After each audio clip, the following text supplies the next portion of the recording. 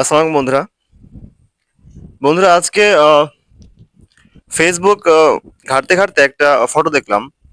মানে phone blast হয়েছে। Phone একটা বাচ্চা ফোন টিপছে, তো ফোনটা ব্লাস্ট হয়েছে। বিশ্বাস করবেন না, মানে ব্লাস্ট হয়েছে এমন ভাবে ব্লাস্ট হয়েছে যে ওর যে মুখের যে সামনের টুক এটুক পুরো উড়ে গেছে।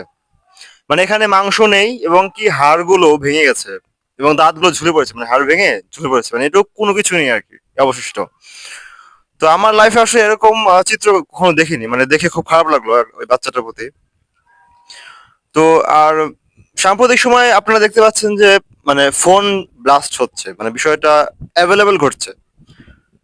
ফোন কয়েকদিন আগে দেখলাম যে ফোন ব্লাস্ট হয়ে ঘরে আগুন লেগে গেছে। এরকম দুই একটা ঘটনা দেখেছি, মানে যে ফোন ব্লাস্ট হয়েছে ঘরে আগুন ধরে গেছে, মানে চার্জে থেকে। বন্ধুরা, আসলে ফোন ব্লাস্ট হয় কেন?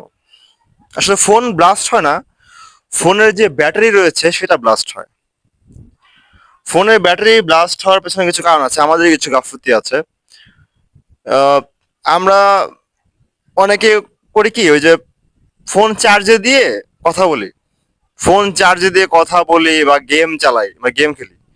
এইটা ভুলেও করবেন না। কারণ ব্যাটারি চার্জ হওয়ার সময় তখন ব্যাটারি আপনি যদি খরচ করেন তখন ব্যাটারি রেডিয়েশনে রিয়াকশন করতে পারে। ঠিক আছে, তখন ব্লাস্ট হতে পারে সম্ভাবনা।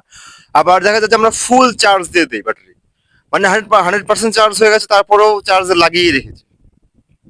এটা করবেন না। আপনি ব্যাটারি চার্জ করবেন 70% বা 80% স্মার্টফোনে।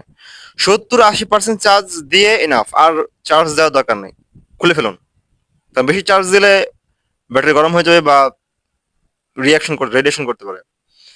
আবার আপনি যে চার্জারটা ইউজ করছেন, চার্জারটা ভালো কিনা বা মানসম্মত কিনা এটা চেক করতে হবে। আর যে ফোন উল্টাপাল্টা অন্য কোনো চার্জার, ফোনের সাথে চার্জার দেওয়া হয়েছে, শুধুমাত্র সেই চার্জার দিয়ে চার্জ দেওয়ার চেষ্টা করবেন। অন্য চার্জার দিয়ে চার্জ দেওয়ার চেষ্টা করবেন না। আর যদি আপনার ফোনের যে চার্জার ছিল সেটা নষ্ট হয়ে যায়, তাহলে চেষ্টা করবেন যে ঠিক সেরকম, সেই কোয়ালিটি এবং সেরকম ওয়াটের একটা চার্জার আনার জন্য, এবং মানসম্মত কেবল ইউজ করবেন। ঠিক আছে? আর দেখা যায় যে আমরা ফোনটা ফেলে রাখি রোদে। অনেক আছে ফোন রোদে ফেলে রাখে। রোদে ফোন ফেলে রাখবেন না, এতে ব্যাটারির সমস্যা হতে পারে। বা অধিক, মানে ফোন অধিক গরম বা অধিক ঠান্ডা এমন জায়গায় রাখা যাবে না। আবার পানি ঢুকে পড়ে অনেক সময়, তো এইদিকে খেয়াল রাখতে হবে যে পানি ঢোকে কিনা ভিতরে।